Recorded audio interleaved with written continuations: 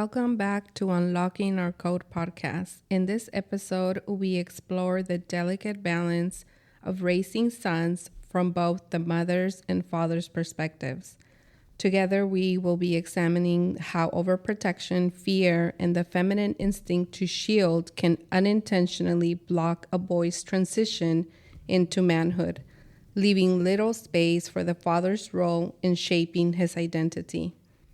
And tonight, we have a special guest. Coach Leo is back with us in this episode. For those that don't know who he is a certified mentor in cognitive restructuring, substance abuse disorder, anger management, and family relations. Hi, Lou, and hi, Coach Leo. Hi. Hi, ladies. Hi. Thank you for having me again. Yes, welcome back. Thank you. We Thank you. love Thank having you. And Yep. this topic, it's gonna be perfect to have you with us. Yeah, I think me and Lou are gonna get some reality checks tonight. Oh, yeah, for sure.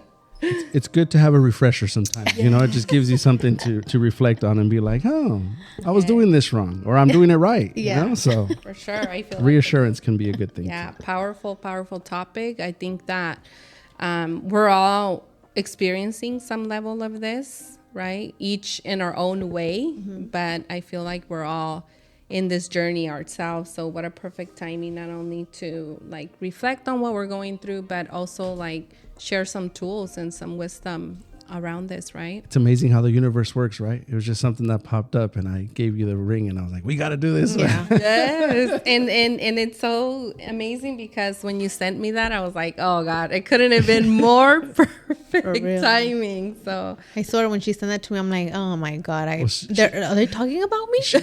She responded like in 3 minutes. She's like, let me call Greg and Lou, see what they say. Like within 3 minutes, she's like, okay, we're doing it. I was like, Yes. whoa, okay, Yeah. let's go. yeah, that when I seen the topic, I was like, oh, it's perfect. It couldn't. I swear, yes. I needed this. Like I said, I was like, oh my God, they were talking about me. Do they have a group chat Yes. behind my back about me? Yeah, exactly. but I'm here. I'm with an open heart, open mind. I want to soak it all in. I want to learn. So I'm psyched. Like, let's jump in. Yeah, Awesome. for And I sure. think the thing for today is not that we each and one of us have all the answers, but I think it's like Devi said, it's sharing each other's tools and what works and maybe what we can improve on as a Yeah. team, right? Because the whole saying, it takes a village to raise a man and raise a son. It's really true. You know what I mean? Sometimes we can't do it on our own. Most of the time we want to do it on our own, Yeah. but sometimes we just got to cry for help and say, I need help. Yeah. And we have 3 worlds, right? Different ages. Mine about to be 15, yours 18, 12. and this so yeah. So we're in Yeah. that. It's all Yeah. in the same age group in a way, right? So with this, why I want to open up why this conversation is so important in this moment. Like, what comes up for you guys? Why you think this is an important message to share? I personally think it's an important message because it's something that we see a lot nowadays where it not only does it cause a divide in a relationship, but you're also seeing a lot of young adults making that step into manhood where they're not prepared. They're not ready. And they're not ready emotionally, socially, every which way you could think of. They're entering a world, you know, with their little tools in their backpack. And I think that's why it's very important for us to touch up on this, because although some of us think we're doing the right thing, sometimes we're not doing the right thing. No. You know? It's like, I feel like now that I'm living in myself, right? I feel like there is a disconnect between what we were told to do and between what would serve our sons, right? So I feel like that's why it's so important we share that. And also for me, what came up is that, what do I want to raise? A boy or a man, right? It comes down to that. Do I want to raise a grown man with a boy mentality, or a strong man that's balanced and that can bring strength to the future generation, right? And for me, it's just like, that's what's been coming up. Like I was telling you at the beginning of the episode, when my son was close to ending 8th grade, I started feeling this inner pressure in me when I would look at him. I felt like, I don't even know how to explain it, just this inner knowing, like, you need to prepare this child. Like, you can't continue on the same path that you're in. So little things started happening to me. I started getting more and more signs. I started seeing what the future could be through, like I was telling you, I came across a story of a mom that's dealing with her children who are now 30 and 35 and stuck, stuck in very painful patterns. And for me, from there, I began initiating like this, like following this nudge. I'm like, okay, there's other information out there, right? Yeah. Yeah. No, definitely. It's you see it. It's like a movie, right? It's like a movie where you see the ending and you're like, oh, I see what's happening here. I don't want that ending. I want I want the happy ending. You know. So I feel that. Yeah. I can exactly. That's what I feel that. Like it for me, it raised fear. Like, holy shit, I'm going down that path. You know, and that's. Especially right now that we've been doing so many episodes and we're talking about just being aware, and then like when then we have daughters, so then we're thinking about, wait a minute, our daughters, like who do we want our daughters to be, like who do we want to be our daughters like support, like we need a we were talking about how we have to like raise strong women, but then we're like, wait a minute, but the man play such an important role. We talked about dads, we talked about how our dads, whether they failed us or they didn't fail us, or how were we raised, or even if you did or didn't have a dad, how does that affect you? And then you think about the men, not only dads as dads, but you think of them as men, right? And so what shaped these men to become who they were? And for the future, you're thinking about your kid, your child, your son as a husband, as a father, all the pressure that comes along with it. Are we preparing them for that? But then at the same time, we also have to raise these men because they're going to be somebody's husband. Like, they're going to be somebody's husband. Like, I want my daughter to have someone who's going to be that person, that man that she can count on and have that, feel that protection and stuff. But so it's all of those things. And it's watching the movie and saying, oh, shoot, that's where we're heading if we don't make the change now, you know? Yeah, because, it's interesting because I think Divi said it earlier. It's what you were told you're supposed to do. Mm-hmm. Plus, you got to add what you saw growing up, what a parent was, right? Or having brothers and now you got to put it all together and kind of put this jigsaw puzzle together and say, okay, let's see if we can build the ideal person, the ideal candidate, right? But you're going to have pieces missing here and there that you're going to have to fill in with something, so it's good. And it's hard. But not only that, but I have one perspective, and then my spouse has a different perspective. Right.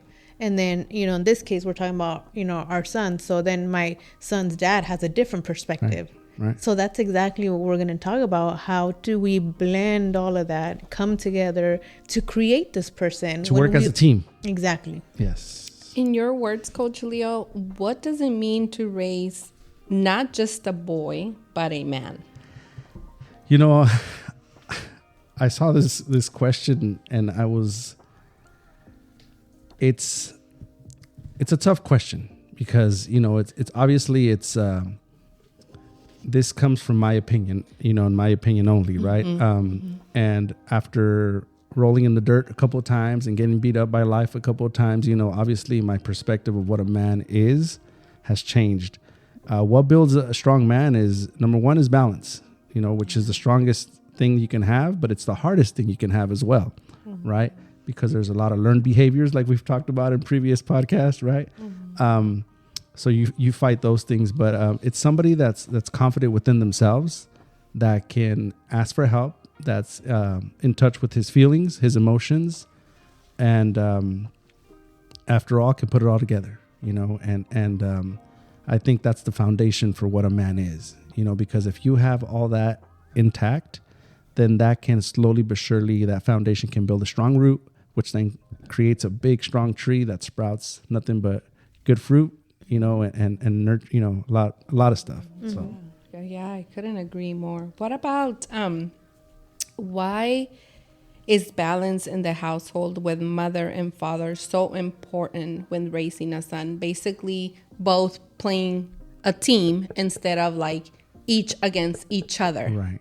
So I'm glad you say this, because obviously, going through it and being a father myself, I see it from time to times. And it's very important because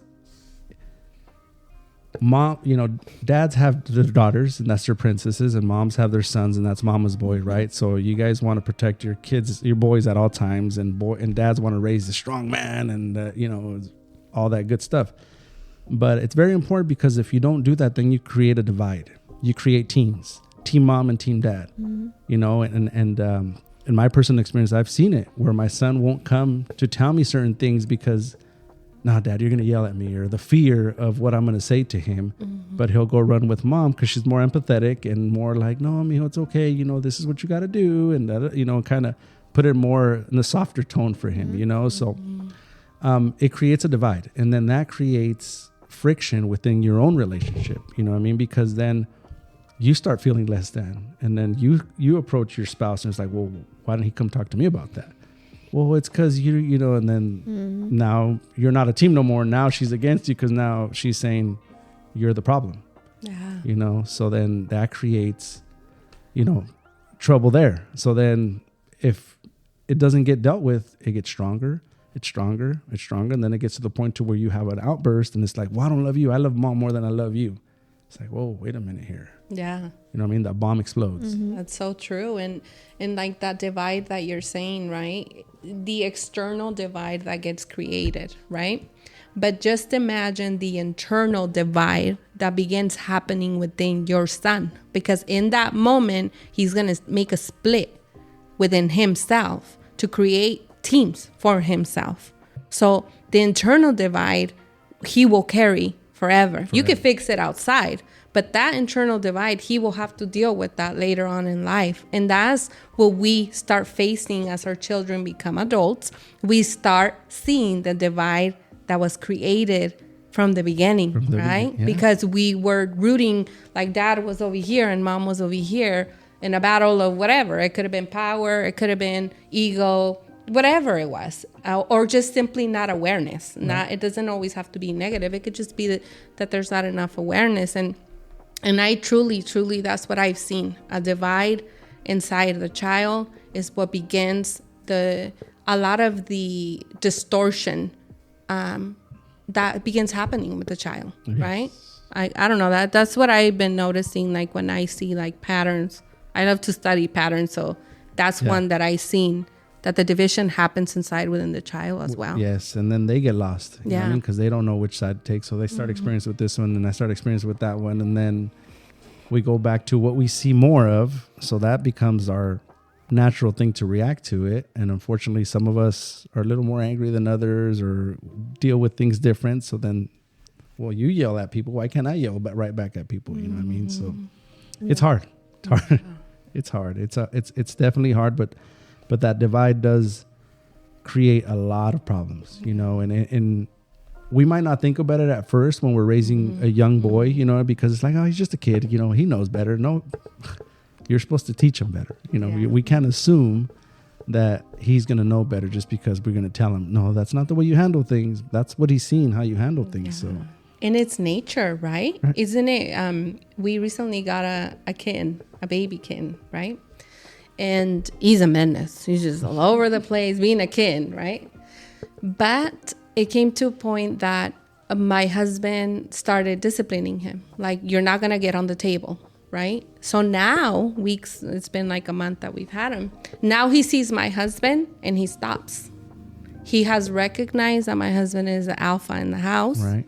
And that when he comes across him, he will respect what he's going to say. So then that started making my mind work even more, because I was like, here's this like month-old kitten and he's already recognizing direction based on like the discipline that he's getting, right? But if I was like, no, like grab the kitty and be like, leave him alone, and well, he'd become more of a menace, right? So it started making my mind work when I started seeing him like, okay, they do listen. Yeah, no, absolutely. Right? And a lot of people will say, don't compare yourself to animals. And it's like, no, because you see a lot of similarities, you know. We're all connected. Right now that you say that, it just brought up a true story for me. You know, when I had my dog,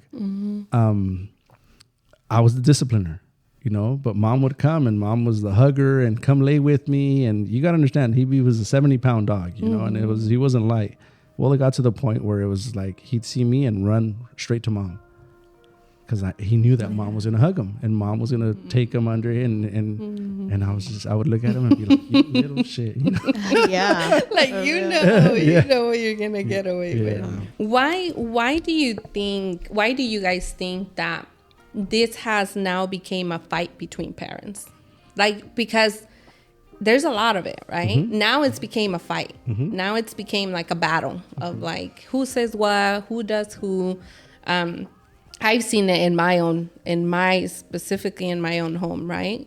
So why do you guys think that happens? Why the fight? What are we fighting for when we're not on the same team? I think it's our own personal beliefs because we're right, right? So I'm right because I read it in a book, or I'm right because I saw it here. And it's like, no, wait, I'm right because I turned out okay and look where I'm at. You know what I mean? And it just becomes a you and I versus battle instead of a team, you know, working together. It becomes like, no, I'm right. No, you're not right. And sometimes, you know, in our marriages and our relationships, we don't want to fold our hands and say, okay, you win, right? You're right. Yeah.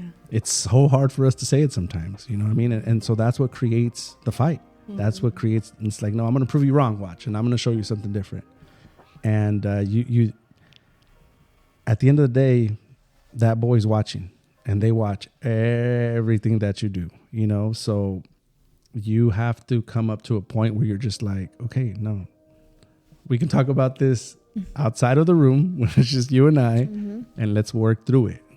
It's not about who's right and who's wrong, you know, because it comes down to that. It's like, no, I'm right. You're wrong. I'm right. And it's like, no, it's not about that. It's about what's the best for him. Especially in parenting, I think. Right? I feel that there's a lot of, the ego will always play its part, right? But in parenting, I think, and I give that if, and it's the hardest thing to do. If we can come to a consensus and let's talk about it away from the kids. Just hearing you guys talk about, I realize that I do feel that I'm the one who lays down the law in my house. When it comes to my kids, when it comes to my pets, because I just thought about it. I'm like, oh God, yeah, it's me. My dogs are the ones that are like, oh shoot, that's mom. And they're like, dang, you know? Run. I'm the one that says no to food. I'm the one that says no on the bed. No, I'm the one. And everyone's just like, they're mush. But then I realized that, I'm like, wait a minute, let me look at my parenting. Yeah, it's me. I'm the one. When they ask dad says, well, ask mom. See what she says.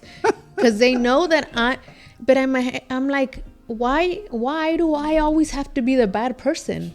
Why do I always have to be the one that says no? You know? So I've caught myself telling my husband recently, and you're the dad. You can make that decision. And he's like, well, I know, but like, what are you going to say? You know? And I'm like, but you already know that I'm probably going to say no. So you just want me to be the one to I have to be the one that breaks that.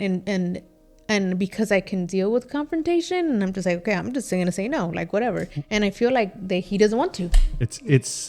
I'm going to speak for the man on this. Okay. Yeah. Because just like, why does it come down to me? Tell me. I'm listening to my wife speak right now, right? Because I'm the same way. And at the end of the day, it's if I make a decision that you don't agree with, that's another argument on the side. So to avoid that argument, you make the choice, I'll back you up.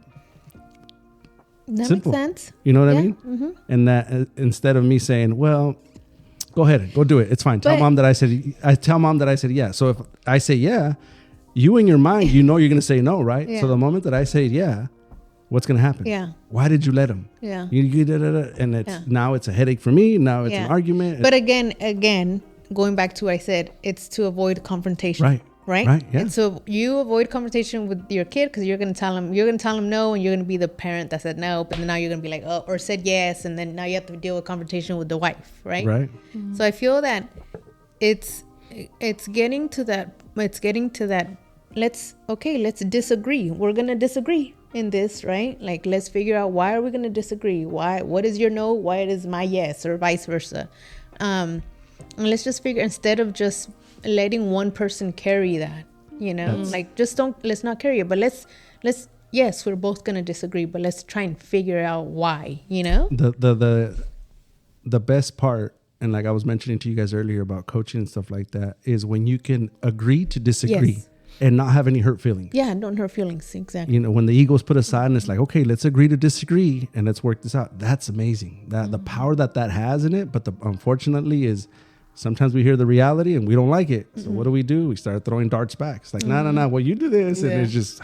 It becomes a battle. Yeah. I recently been reflecting a lot in the last couple of months about all this, like about the parenting, my role and stuff. And I've asked like my husband these questions, right? Because the same thing, right. Like he would say something and I would sometimes overpower like what he was saying. You were override it. So then we would have conversations and he'd tell me, well, I'll say something and you just come in and override it. And I don't want more conflict. So I just kind of like give in, right? So then I started reflecting and saying, okay, like, then that means that my husband doesn't really feel like I trust him. Like I could trust him with his choices of parenting because I'm always stepping in when he's making a decision. Right. So I started my mind started going with that and I started deciding, okay, like I gotta become aware of when I'm doing this because this was happening almost unconsciously already. It was such a repeated pattern. It's just a natural pattern, yeah. That I was doing and not even aware. So now I began he stopped working at the company where he's at. So he's been home for 2 months. And when he stayed home, it's almost like he brought light, like boom, light. Look at everything you've been doing, right? Without telling me anything. Right. And then I started just paying attention to how he's moving, what he's doing, how he's parenting. And I'm like, oh my God, my children were out of control. Like they needed discipline, right? But then I started saying, why have I distrusted this man all this time? Why have I been overriding his word for what reason? So I started going deeper, why am I doing that? And what led me to question this was we were traveling to Florida sometime this year. And there was a point where we came in the airport, right? The kids are walking behind us and because of the traffic, he ends up going one stair and I end up going in another. We were going fast. So then I see that he's going up this stair and I'm going on the other, but behind me is both of my kids are behind me. So that means that there was a split second when they seen dad go right and when they seen mom go left and they chose to go left. That concerns me because then that means, there's a lot of good things, obviously, but it concerned me because I was like, you're thinking that I'm the one that's right. And I'm not always right?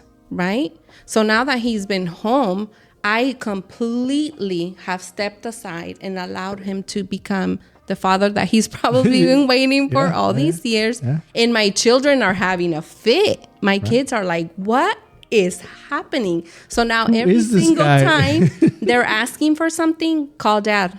Call dad. You need to go through dad. Oh, but dad said no. I already said it. I'm like, well, that was his word.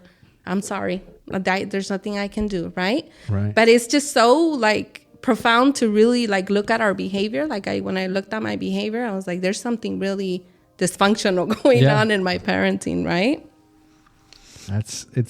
Yep.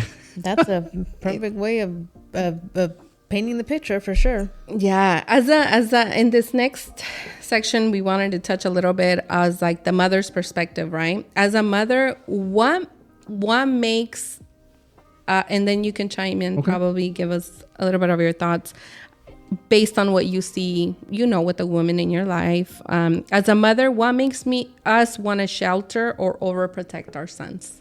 Like, what do we feel is the reason that we do that, and that we don't allow our partner to sometimes step in, or we just have that feeling that we need to over shelter? I don't know if I think for me, and this is from like literally my story. I feel that for me, it's always just been me.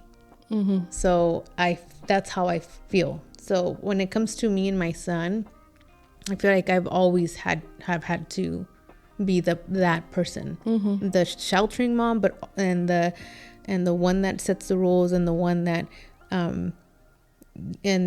just kind of, was his safe space. I had to be all that. I was a single mom for a long time.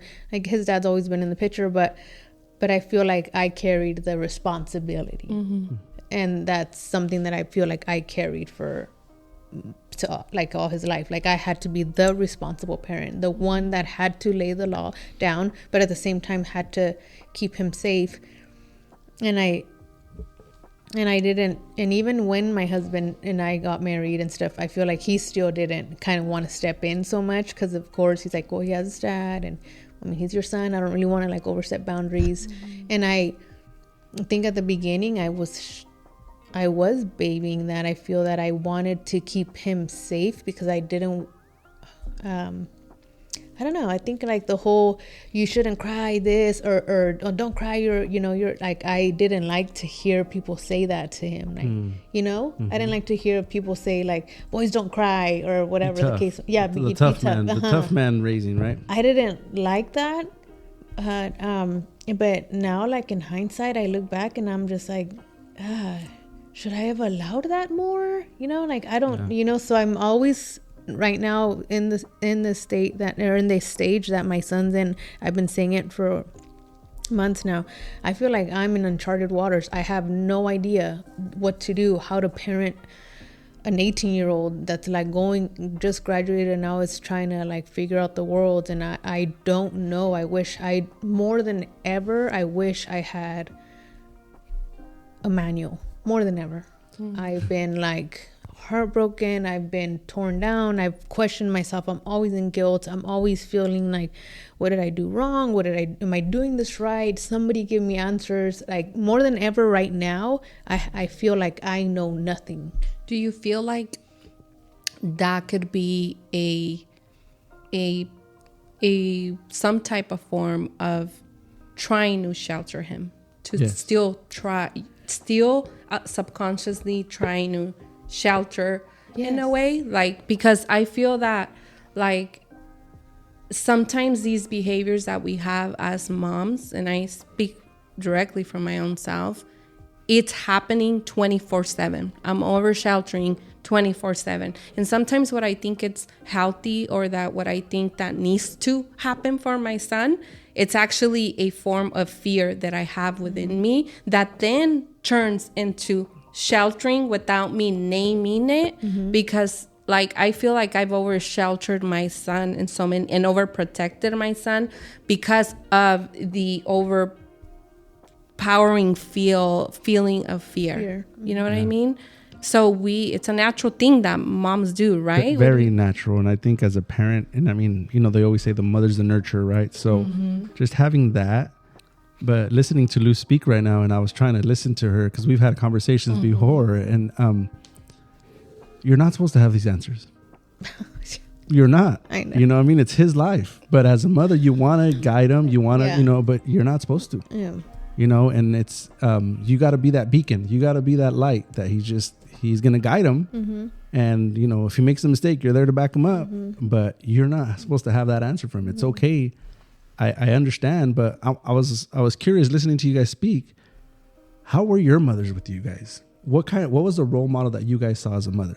Did you guys see that nurture? My mom. Not me. No. Yeah, I with my brother, because we're 6 girls and Manny. And he's the baby. And he's the one before the baby. Right. But he's the only son. So her behavior towards him very different towards us. She caters him till this day. He's 20. Till this day, does everything for him. Right. Overpowers, over controls, over shelters.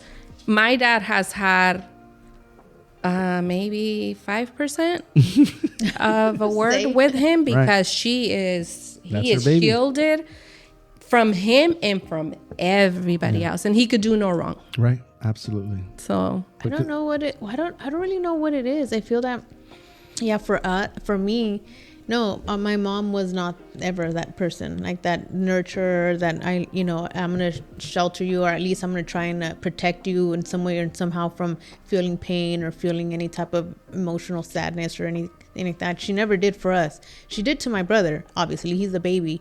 But I was already out of the house by the time, so I didn't really see much of it, but I could see that was but to me it was normal. Okay, he's the baby and he's the only boy. And so it just kind of became a normal thing. But it hurt. This is crazy. It hurts me to think that my son feels it hurts me to my bones to even imagine that my son is going through a painful, anything, any type of pain that I can envision my son going through, any type of disappointments, any type of anything. It hurts me to my core. I don't want my son to feel any pain, nothing. And I don't know where that comes from. But then I have 2 daughters. But my daughters show me so much strength and resilience. And my daughters are like, Mom, really? They show me no fear. Do you believe that your daughters can get through anything in life? I genuinely do feel, at least my middle one, she's just feels like she can. She shows me that she can. The younger one still a little, because she's still younger, but I do feel like my daughters can get through anything. Obviously, I'm not just letting them fly, but you believe. But I believe they do. If they were to be put, if they had something hard in front of them, your girls are ready. Yeah, they're ready to move. And then for your son, do you believe he can get through anything that's difficult?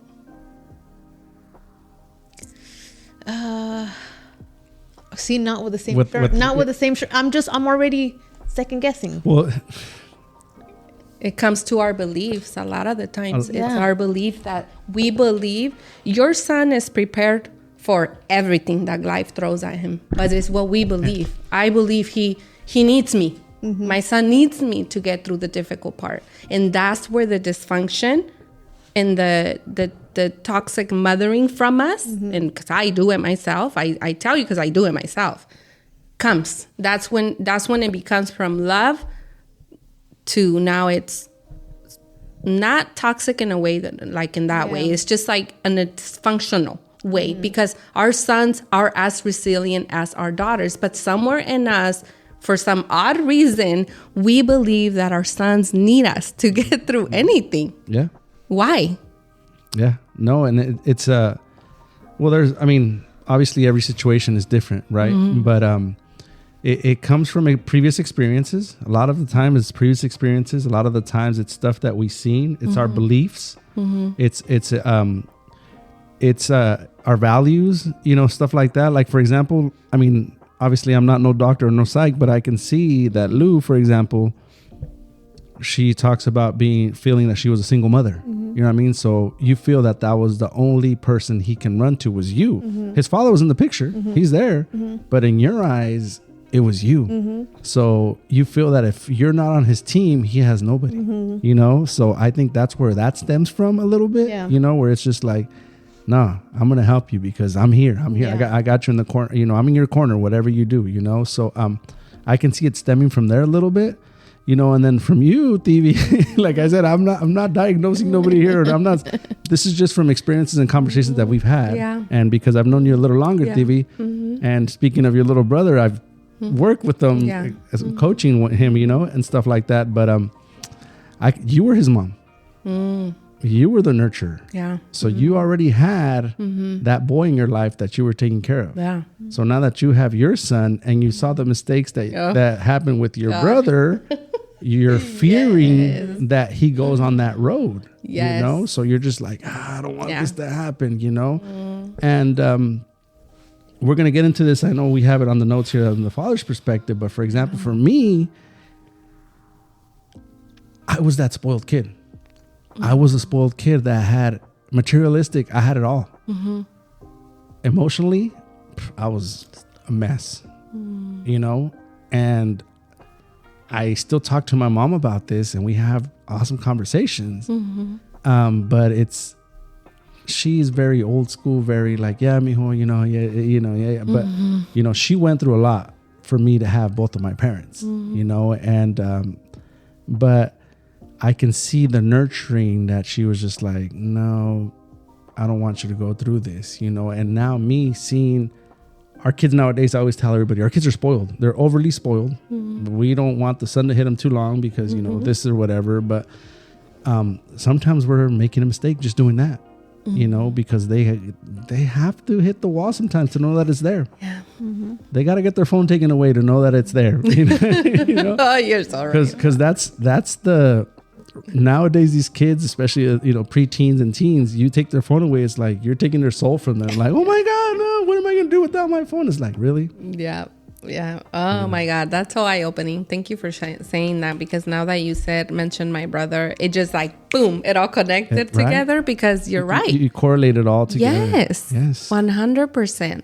I'm fearing what happened in that story. Yep. Over here, the end of the movie, right? It's not the end of the movie yet, but you don't want it to get to that part of the movie, right? So, jeez, thank you for bringing that up. That was so good. How does overprotection help in the short term, but harm a boy, a male, in the long run? Well, I think in the short term, it gives him a safe place. You know, in the short term, he has his safe place where he can go to and run to it and be there. But in the long run, we enter adulthood, you know, and everything in this life ends, you know what I mean? And sometimes there's going to be that day where you pick up that phone and mom's not there. So who's going to bail you out now? Yeah. What I seen you're so right with that, what I seen in my own son's journey is that he believes that discomfort is dangerous. He truly, to his core, believes that if he feels discomfort, he's in danger. He's in danger. It's not real. Oh my God. And when I sat with him and had those conversations, I was like, son, life is about discomfort. Every area of your life, you will feel discomfort. But somewhere in him, he believes that if he feels any little discomfort, it's not okay. It's dangerous, right? And I told him, and I was telling him, like, the world's going to show you how uncomfortable it's going to get. And we were having lunch that day at a restaurant, right? And he's sitting and we're having the conversation. And he has a big fear of spiders. Huge, right? And in the moment I'm telling him that, a spider comes crawling in his face. And I was like, see? How even if you think you're comfortable, life will just throw something that makes you uncomfortable right there and there. So for me, I feel like it showed up like that. Like I felt a lot of guilt in that sense when I seen that, because I was like, why did I do this? Right. Why did I over shelter to the point that now my son thinks that discomfort is not part of life, you know? And seeks comfort in every area. That's dangerous. Very dangerous. That's very, very dangerous. Very dangerous. Yeah. But, you know, that's my cousin had a growing up, my tia and my tío would come and work over here for a long period of time, and the boys became preteens in Mexico and they would stay out there, you know, and once we were teenagers and young adults and stuff like that, you know, my tia would go back and it's like, these kids are a mess over there. They're just, you know, running amok and da-da-da-da. And one of my cousins, the one that was closer to mine, the youngest one of the groups, told my tia in Spanish, he said like this, primero creas tus monstruos y luego te asustas con ellos. You know what I mean? So first you create your monster and now you get scared with it, but you created this monster. Yes. You know what I mean? 100%. So it's what we're creating, you know, and, you know, so it's tough, you know, none of us caring parents want to see our kids go through any pain, obviously. You know, that's just the obvious. But the reality of it is nothing in life is constant but change. You know what I mean? One minute you're happy, the next minute you're sad, the next minute you're going through something else. And we just got to learn to navigate and teach them to have these tools and to be able to express themselves and say, hey, I need help, or to get through something. Yeah. And now right now you see the pattern, right? How do you begin repairing that, right? It's like, now I'm asking myself, okay, now how do I repair this? Right? Easy. Uh-huh. What? It's easier said than done, but it's easy. It's, well, you just, you mentioned it, you know what I mean? And it's giving the power to your husband, right? Mm-hmm. And not only that, it's not that you have to give him all the power. No. It's just that you have to work as a team. Yeah. So whatever you say matches what he says. Mm-hmm. Whatever he says matches what you say. And you guys stick to your guns. Because a lot of the times, and I know it's not just in my relationship where mom will say one thing, dad will say, okay, I got your back. But then an hour later, it's like, all right, here's your phone. All right, here, just don't do it again. Right? And what just happened there? Mm-hmm. The consequence, out the door. Mm-hmm. Somebody babied him. Whether it's mom or dad, because sometimes it's one or the other, you know. But so it's about being consistent, and it's about working together, and it's communication. Having this conversation with your significant other and saying, hey, check this out, this is what so and so's going through, we got to work through this together. You know, and I say it's easy because it's easy to talk about it, but to do it is the hard part, because we go back to what we know sometimes, because it's easy. And consistency is what kids need, but consistency is hard. It's hard. It's hard in the day of age when we're busy chasing people around. Going to when this. It's just much easier to give them back their phone because you don't want to deal with the fighting and the complaining and the crying. Bingo, you're just right like, there. just give it to them. Just give it. I don't hear them. Yep. Oh, you hit it right on the dot. Now. And so it's just so much easier. And so that's the hard part, right? But we don't realize the effect that's going to have in the long run. Yeah. You know? Sure. Oh my God. So on the father's perspective, Coach Leo, what does it mean to a father to make a man out of his own son? And I put a question mark on here because it depends on who you're asking. You know what I mean? Mm-hmm. If you were to ask me this when I was a teenager, I wouldn't know what to tell you. You know, if you would have asked me this in my 20s, I would have told you somebody that's going to be successful in life. But you couldn't define what successful was. Maybe money. That's what successful was, right? You ask me this now, and I go back to the original answer where I was saying, you know, it takes a well-balanced individual that's ready to tackle life one step at a time, you know. And when I say balance, like I said, it's emotionally, his feelings, he's in touch with himself. He's able to ask for help. He's got the right social skills to seek help if he needs to. To raise a man it's somebody to kind of shorten that answer. I would say somebody that's not scared to ask for help. A man that's not scared to ask for help. Because especially in the man role, right? The macho role, nobody asks for help. I can do this on my own. I got this, mom. I don't need nobody. But at the end of the day, guess who's back in the mom in the back? You know what I mean? And what does it mean? What would that feeling be like you? Like when your son is a man older, you know, and you see that he's got these skills because you guided him there, right? You and I'm sure other people, but you were the anchor of that. What in return does that make you feel as a man? Accomplished. That's like that MVP award that you're looking for when you play a sport, right? Like I did it. You know what I mean? And it's not just me though.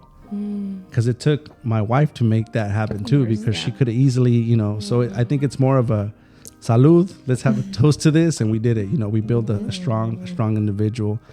But yeah, that's basically what it is. It's a milestone. Yeah. Wow. What does a father feel when he senses the mother blocking him from stepping into his role? Oh man, it's a lot of discomfort. It's a lot of, I can even say anger, you know what I mean? Because, like we've talked in the past, anger comes from fear or pain, right?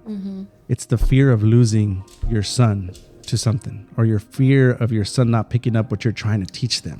So it brings a little bit of anger, which then can lead to conflict with your spouse, which then can trickle down to him, because then now you have anger for him, because you'll be like, well, why are you running to your mom when I'm trying to teach you this, right? So now there's that separation. There's that team again where it's like, well, I'm going to go to mom then. I won't ask you for help, because all you're going to do is yell at me, right?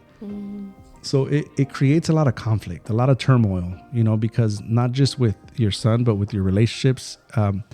It can cause you to be a little sour, walk around with the mad face and mad at the world, because nobody's, in your eyes, nobody's listening to you, so. Yeah. In your eyes, how does a father balance discipline and strength with love and presence? This is a powerful question. I even asked my husband in lunch this, but I'll let you go. It's a hard question, because in my personal opinion, I think it takes a lot of work to get to that. There's a 4-letter word you said that just for a man to teach that is so hard, and that's love.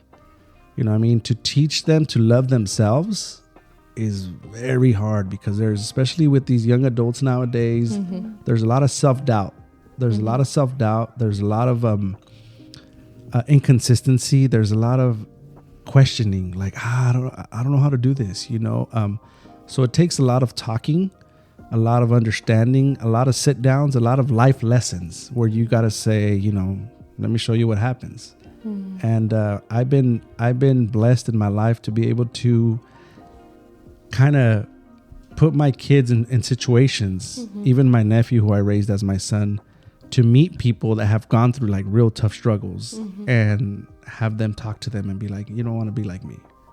This was missing in my life. You have him in your life that's guiding you, like, use it. So when you have the reinforcement that people can come by and reinforce you and be like, hey, he's trying to help you. He's not trying to hurt you. You know what I mean? Because a lot of times, like, yeah, or whatever. You're just trying to take me to one of your friends because they're going to talk good about you, whatever. It's like, no.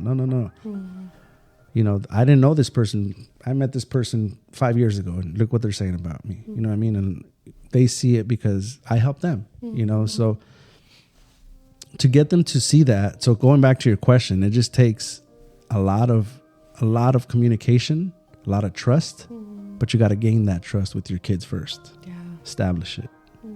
But what does a man have to do to prepare for that? What is, for me, like, let's say you yourself, how did you get there? Do you know what I mean? That you obviously weren't raised with being able to balance discipline and strength with love and presence. Right. So how does a man get there?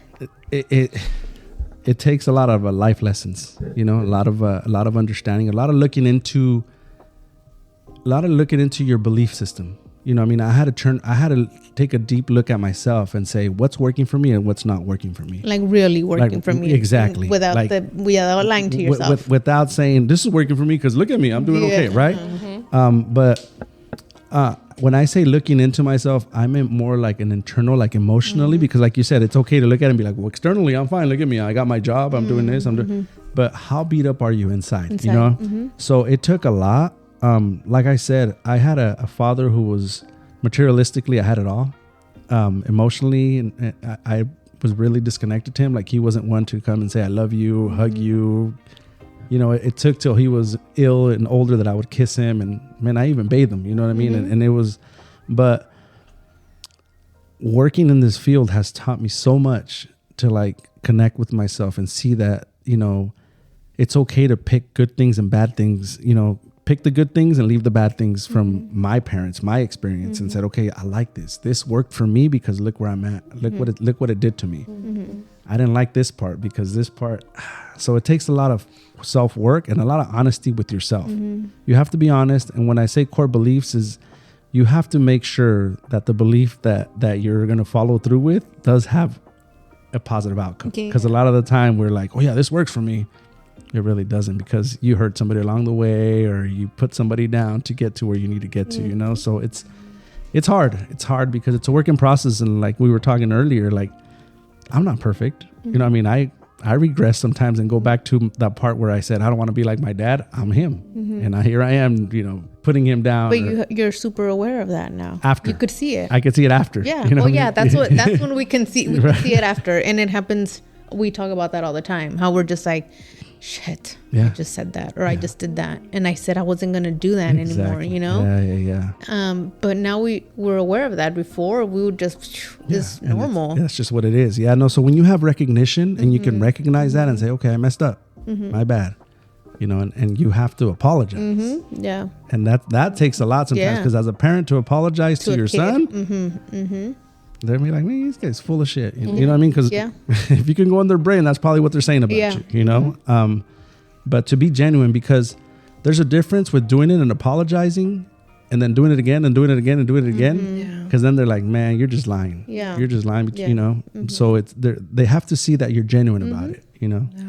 Yeah, it's definitely a lot of self-awareness, like Lou was saying, right? When we're to show up with presence. I was asking my husband that in lunch, because I was like, I wonder how he looks at that. And I asked him the same question, and he was like, well, it's having inner boundaries. It's having the boundaries that my father didn't have with me. He didn't have them. He crossed the line. He obviously used a lot of the discipline in a very harsh way, created trauma. He's like, and because of that, now I've became aware that I need to have boundaries, that I can't just be like parenting my son just out of my emotions and out of like what I was taught without a boundary. Without an inner boundary, I'm like, he's danger. Yeah. If there's no inner boundary, when there's a lot of past trauma, then you're just going to act from the past trauma and then boom, pass it on to the next generation, right? So when he said that, I was like, you're so right. Like, yes, inner boundary. That's what stops you from crossing the line, from going. It's not that it works all the time, right? But at least it's there, right? The boundary is there. You're conscious about it. And you're like, this line, I will not cross because I know what happens if I do, and like in that. It sucks. You know, it's tough because you'll cross it. Yeah. And like even me now, sometimes I'll see my oldest kind of cross that line too sometimes, where he's like starts trying to put the, you know, the foot down with his little siblings. And I have to remind him, like, you're not the parent. Relax. That's what I'm here for. You know, I mean, you just be big brother. Thank you for caring. Thank you for being a caring, but I'm the parent. That's so healthy that you do that. You know what I mean? But I see it. So where did he learn it from? Seeing us do it to him, maybe. You know what I mean? So you got to be careful. You know what I mean? It's not an easy walk for sure. Yeah. We go back. We go take it back, and then we'll go back. And what do you think happens to a boy who grows up without his father's guidance? And I mean, like, the father's there. Right. It could be the father's there or not there, right? Because having a father in your life doesn't mean you have his guidance. It could also mean he's there, but there's no guidance. What happens to that boy? That boy then is left to experience life with learning life the hard way. You don't have a perspective to learn from. You don't have the male role to see what can happen in certain situations. So then sometimes this individual is going to have to learn the hard way, to where he has to experience it and say, oh, no. If I put my hand in fire, I'm going to burn myself. You know what I mean? So that's the part that's missing sometimes. It's the experiences, learning through that experience that you miss out on. You know what I mean? Because the mom can sometimes teach you, you know, how to be tough, you know, quote unquote, how to be tough. Or how to handle a situation or be resilient, you know what I mean? Because women are resilient, you know what I mean? And you can definitely pawn that, you know, pass that on. But it's the personal male experiences that they miss out on. Not having that conversation where it's like, hey man, like recently I just had a conversation with my nephew and I was telling him about my college experience, and I was like, I don't want you to make the same mistakes I did. You know what I mean? I want you to have fun. You're young, experience it.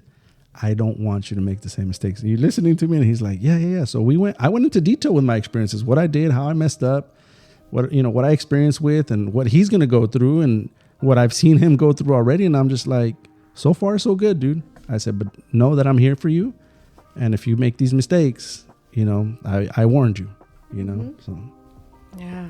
Wow. So, yeah, that's powerful. How do you think this imbalance affect him later as a man in relationships, responsibility, and identity? I think in relationships, it creates toxic relationships. Mm-hmm. It creates codependency in relationships where now, if I was raised by a nurturing mother, mm-hmm. I expect my wife to do everything for me. Yeah. You know, I expect you to be my mom and my wife and everything else that comes with that female role. Mm-hmm. You know what I mean? Responsibilities wise, what responsibilities? I don't have none. Everything's been done for me, so I don't need to have responsibilities. You take care of me. Mm-hmm. You know, and that's what we create. You know, so it definitely plays. If you shelter, you know, you keep them under the rock their whole life, and then they get thrown out in life. It's dangerous. It's dangerous because you don't know what's going to happen. You know, life's not easy. Life's not you know, it'll eat you up, spit you out, and send you on a roll. I feel like they will lack. And I think that's one of the things that I always fear for. Like, I want him to be the protector when he's in his home. Right. Yeah, I want him to know that that's his role. I want him to know, like, hey, you know, I'm here. Like, I'm the one. Like, when I'm home at nights, I got it from you. And one time you mentioned something about, like, telling Frankie or little Frankie, like, hey, you guys make sure that the house is locked, that the doors are locked, that the lights are off, that's your job. I started doing that at home too. You know, I started telling my husband, because he'd be laying down, you know, the doors are locked. I'm like, I don't know, go check. Go check your house. that's your job. I told them, go check your house, make sure that your doors are locked, make sure the windows are closed, make sure that we're safe here, you know. And those little responsibilities go a long way. And so he doesn't ever fight me. Nando never fights me when I say that. He just, you could tell he gets up and he's like, oh shit, like he even like, you know, even like they love it, you know. He posted like, oh shit, I have to do that, you know. And I told my son too, I'm like, hey, you need to make sure that, you know, I said, if you're gonna be up at night, you make sure you turn off the lights, make sure the doors are locked, make sure like that's your job, that's your responsibility, you know. And so those are all the little things that I feel like that's what I want my son to feel like when I have to be in my role as a husband or as a father. I know that I'm the protector, that I'm gonna be my family, my wife's safe space, that, you know, safe place. I'm gonna be safe for them, you know. They know those are they become foundations for them, right? Because when I started doing that with my son, I was like, I started doing it, right? And I told him, son, this is important because one day you will have family, you will have your children, and what, you're just going to leave them unprotected? So then after a while, he'd come in my room and say, Mom, I checked the doors and the windows, the house is locked. Mm-hmm. So little tiny things, right? And then I started letting him venture more. Like, I'm going to go on bike rides with my friends. I'm going to go walking to the mall. And I'm like, son, no, I'll take you. No, Mom, I'm going to walk. And then I started thinking, okay, yes, walk. Because I'm like, I need to make sure that my son knows that he is capable and has the skills to look out for himself. Not only that, but what's that building? Trust, responsibilities, teaching him to be accountable for his actions, because whatever happens, he's responsible. You know what I mean? So there's a lot of good stuff. I battle with this with my wife. Like, I'll tell my son, go buy something at the corner store. I know he's gonna go by himself. What if he gets? He's 12 years old. He should know how to cross the street by now, right? Or he's like, I can't wait to go to high school. I'll walk to school. And his mom's like, no, you're not. You're not gonna walk all the way. I'm like, girl, relax. you know. But it's there's a lot of good stuff when you do things like that you gain from that. You know what I mean? Not only that builds that lets you know I trust you. You could tell it starts building the little confidence. You know what I mean? They could tell they start like, oh, okay. I'm the man. Yeah. I'm supposed to I protect. told my son the same thing too. I'm like, okay, son, you're home these days. And, you know, my daughter, the youngest one, gets out of school at a certain time. I'm not there yet. I said, you're going to have to go get her, you know? And he's like, me? And I'm like, yeah, you're going to have to walk over there and go get her. And he's like, all the way over there? And I'm like, yes. And he's like, I'm like, hey, you have to make sure she's safe. You bring her back. You want her to walk by herself? And he's like, no. I'm like, exactly. You know, you have to go get her. So then he's like, okay. And he doesn't fight. He doesn't complain. He just does it, you know? But I feel like those are the things that give him, like, you want to feed them that, even though you might think like, oh, they're gonna fight back. I think it starts to build them little confidence, like you said. It starts showing them what they are capable of. Definitely. It's It's definitely a booster. You know, it's a booster. It's a confidence booster for sure. And that's something that you want them to carry with them because you don't want nobody to be confident out in the world nowadays. You know what I mean? Because a lot of self-doubt out there can lead to not a good place. Yeah. For sure. So as we're getting closer to the end of this episode, I did want to touch on why do you think mothers sometimes fear letting the father lead? And how can the fathers face their own demons, quote unquote, right? So that fear no longer blocks. My opinion on that right there, I wrote some answers on this bullet here. I said, because of previous experiences they had with themselves. Maybe they saw their dad the way it was, or previous relationships, or things like places where they saw a male role that wasn't proactive or wasn't productive, you know? So because they saw that in their life, they're like, man, I can't let this guy lead me to that because I feel like, you know, it might not lead to a right place. So that's where, no, we're going to run things my way, you know? So that's where I see women having problem with saying, okay, take the lead, I'll follow, or let's work together. So a lot of the times it's from past trauma, you know what I mean? Some PTSD type of stuff, you know what I mean? We're just like, I've seen this movie before, I don't want to go through it, you know? So and when we hear that comment, right, like something I started doing was, as I just started practicing bringing more balance, is when I hear those thoughts in my head that say, no, like chime in or overpower, because of blah, blah, blah, blah, blah, whatever story is running in my head. What I started saying is this true? Is this true for my husband? Or is this like coming from the past? Is this actually true? Is my husband like a danger? No, right? So sometimes it's your own mind bringing in past information, that mind and will that play some tricks with you and that point, right? And if we don't bring awareness and overpower the thought, and we're like, no, this isn't true, my son's safe, and what he's doing is his job as a role. I mean, I can't, now that I'm in this journey myself, I feel like I cannot emphasize this enough. We each need to play our roles. Right. It is crucial, like detrimental to that child's life, that the wife takes a step back and allows the husband to do his job as a father. You have to, even if it's eating you alive, because it does. Because at the beginning, it is so difficult. Why can we only trust our instinct as a mother, but not trust the father's instinct as a father? They also have an instinct to father that child that was born the day their son was born. But for some reason, we've disconnected. So now I take, you know, it's not easy because sometimes it becomes hard, but I've started practicing more and more of like, take a step back. You know, you've done your role. You come in when you're necessary, right? Which the mother's role, it's the emotional world, right? The father's role will always be the real world, teaching them to be here on earth, to how to survive, how to keep going, how to move through build strong generations, because my son will have sons one day.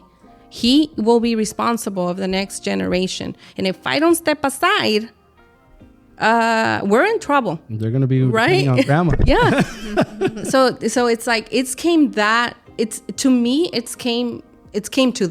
It came to that point where I had to get very real, brutally honest with myself and say, girl, you need to just step aside and allow my husband to do his job as a father so that the man in my son can bloom, or else he won't bloom because I'm in the way, right?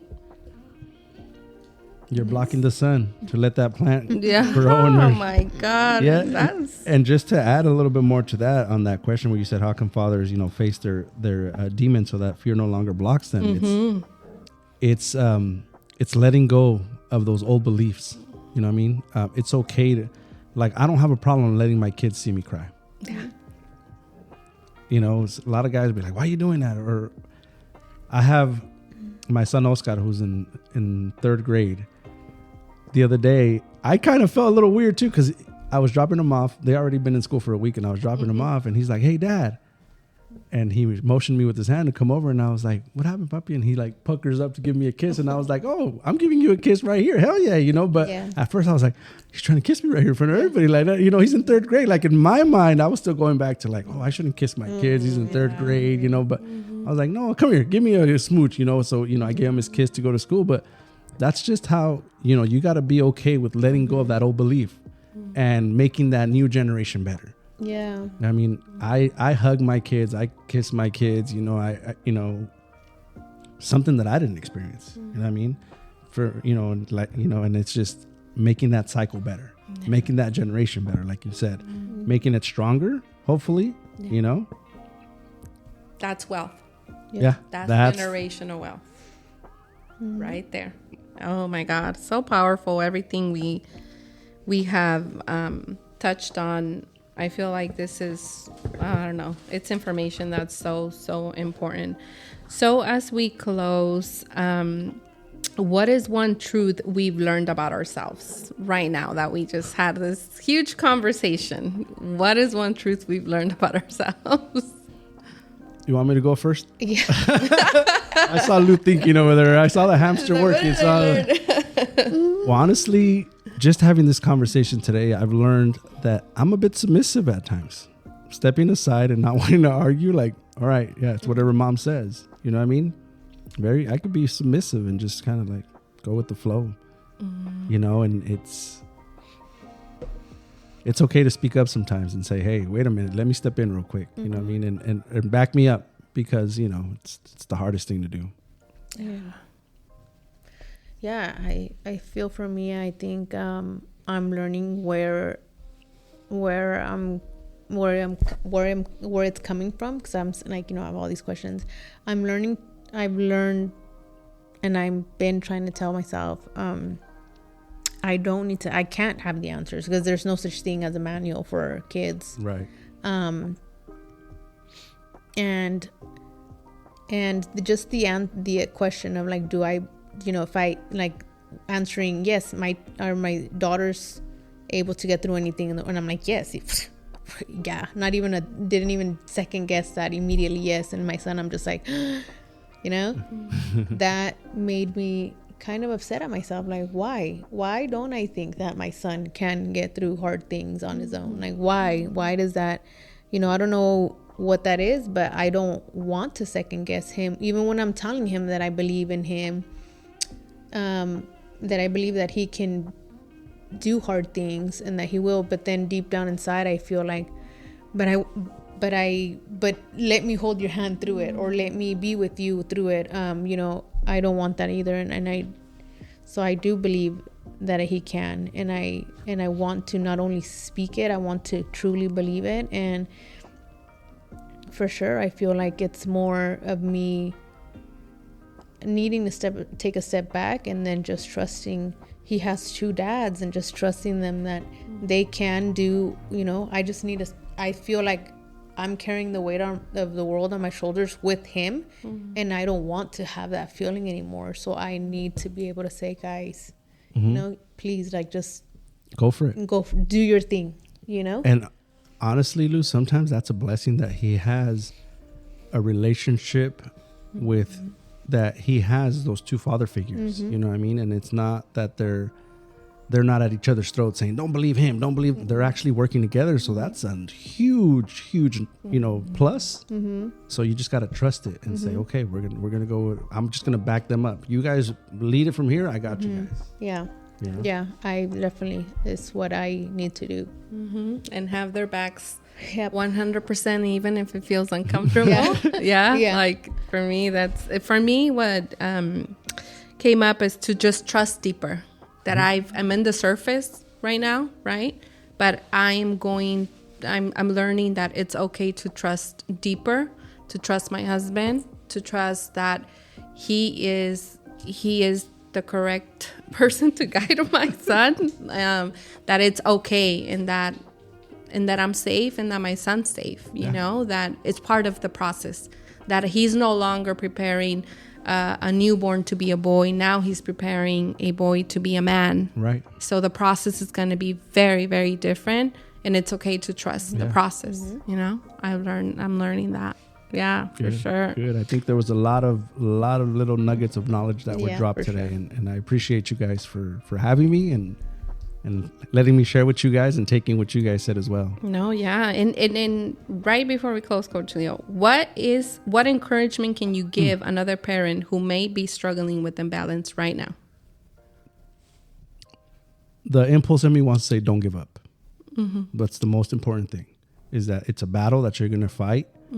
And it's something that you have to be patient with. It's not something that's fixed overnight, because especially if you're dealing with like a teenager, you know, that's something that's been brewing for 13 years. That's something that individual has seen for 13 years. So you're not going to fix that overnight. It's going to take a lot of work, a lot of self looks at yourself, where you've made mistakes, try to correct those mistakes. But at the end of the day, you don't give up, because it's so easy for us to say, well, that's just the way you are. Go fuck up. You know what I mean? You'll learn the hard way. Yeah. You know, it's no. We made that responsibility of being a parent. Yeah. Let's help. Like they said, we created that monster. We created that monster. Yeah. And now we're scared of it. Yeah. Let's be the Ghostbusters. No, we created this human, and there's no other way. Exactly. We created them, so now we can't just be like, bye, Yeah, figure it out. No. That's what I'm saying. We got to be that beacon of light and just encourage, trust, and teach, and be okay with mistakes. Sometimes, what do we do when somebody makes a mistake? I knew you're not gonna get it. Yeah, it's like we will be the beacon of light, and we gotta trust that they know how to swim. Yep. Through the hard waves, through the easy, to the little ones, just trust and step back. God, Back off. easier Back said than off. done, right? Yeah. Thank you so much, Coach Leo, for having you. It's always an honor. I mean, every single time you're here, man, it's just, we learn so much.